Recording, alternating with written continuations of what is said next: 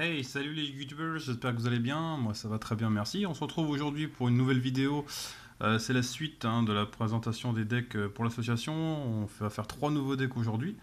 Encore une fois, pour ceux qui n'ont pas vu la vidéo précédente, n'hésitez pas à aller la regarder.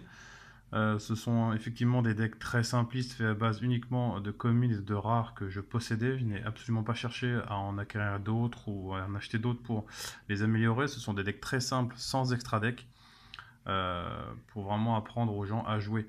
Je sais que le format Speed Duel est sorti et peut aider beaucoup de gens à démarrer le jeu. Je ne suis pas spécialement adepte, je préfère vraiment jouer directement à la version d'origine en mode rétro. Donc aujourd'hui, on va faire le deck guerrier, le 6 samouraï et le bête. Je vous retrouve tout de suite pour la présentation des decks. Voilà la suite, alors les trois nouveaux decks de cette semaine. Effectivement, c'est un bête, un guerrier et un 6 samouraï. Donc comme la semaine dernière, je vais aller relativement vite à présenter les decks. Il y a un petit peu plus de synergie en termes au niveau des 6 samouraïs, parce que c'est un deck déjà un peu plus évolué en termes d'époque de Yu-Gi-Oh! Euh, donc un petit Shinai, Trou Noir, Dojo de Chienne, Temple des 6, Écuyer. Toujours les staples classiques, moi l'union fait la force, j'aime beaucoup cette carte, même si je sais que c'est très peu joué aujourd'hui, voire plus du tout. Mais dans les decks rétro, pour moi ça fait relativement mal quand même si c'est facile à casser avec un typhon d'espace mystique. Un esprit, un portail des 6, un Kamon, force de miroir, un Kageki, double lame, ancien, envoyé des 6 samouraïs, secret légendaire, le château de brume, union, parchemin, le retour des 6 samouraïs, un secret légendaire, les Yarisa, trappe sans fond, ruse des 6 samouraïs, Shinai, le grand maître, le typhon, le monstre reborn, le Yaichi, un Mizuo, stratégie de Chine, le triple attaque, appel de l'étranté, encore une petite Mizuo, le Zanji et le Hiru. Bon, déjà ce deck là, il tourne un petit peu mieux. C'est vrai que les cartes entre elles ont une meilleure synergie. Le petit deck bête, donc avec une petite bête nordique. Voilà, j'ai trouvé quelques cartes qui correspondaient pour les bêtes. Bloc de sécurité, parce qu'il y a quelques monstres qui correspondent.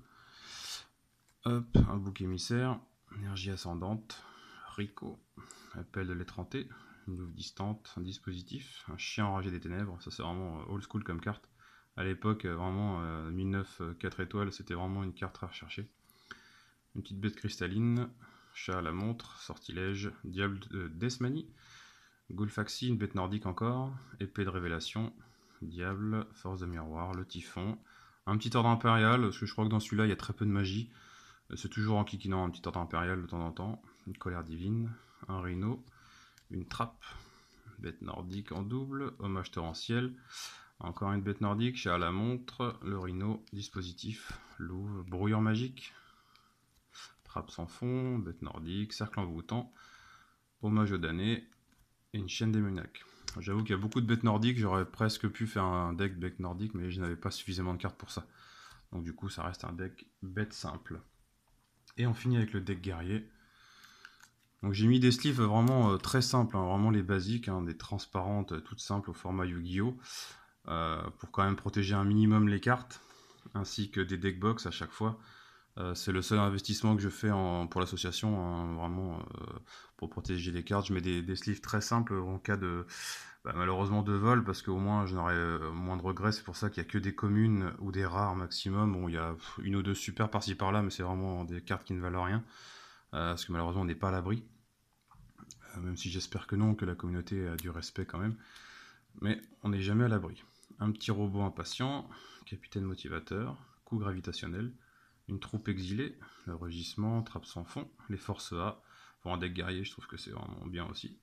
Chevalier épée, dandy au diamant, le spadassin level 3, appel, le 5, espion Ulysse, charge intrépide, chevalier de la parade, peau de dualité, retour au front, guerrier roquette, chevalier Armageddon, Kagemusha, le typhon, hommage, lame foudroyante, un deuxième robot impatient, Tenmai Teitei, sentinelle au grand bouclier, renfort de l'armée, une petite puissance du mage, pareil c'est un boost comme l'union fait la force, sauf que là c'est pour les pièges et magie, c'est pareil ça monte très vite en termes de puissance de monstre.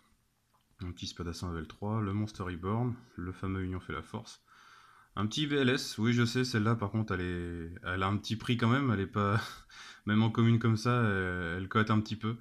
Donc je sais pas trop si je vais la laisser, même si c'est vrai que dans le deck guerrier elle rentre bien, parce qu'il y a beaucoup de lumière et de ténèbres. Mais bon, je vais voir. Encore un guerrier roquette, une trappe, un petit héros élémentaire, la troupe exilée en double, une épée et un trou noir. Ouais, c'est vrai que le VLS, bon, j'ai regardé en commune, je pensais pas qu'il cotait quand même encore autant par rapport à un deck de commune. Mais bon, c'est toujours très sympa à jouer. Une fois qu'il est sur le terrain avec des decks rétro, il peut faire très très mal, quoi. Surtout si on le booste encore derrière. Donc voilà, c'était les 3 decks de cette semaine. Donc il reste 3 decks à vous présenter. Il reste un dino lutteur, un magicien et un machine. Voilà, ce sera les 3 decks qui restent à présenter.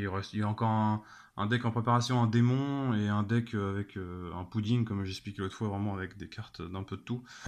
Mais vu que j'en ai déjà montré un la semaine dernière, je vais pas vous remontrer, ça va être quasiment le même à peu de choses près, quoi. Donc on va arriver bientôt à une douzaine de decks. Je pense que c'est déjà pas mal pour l'association.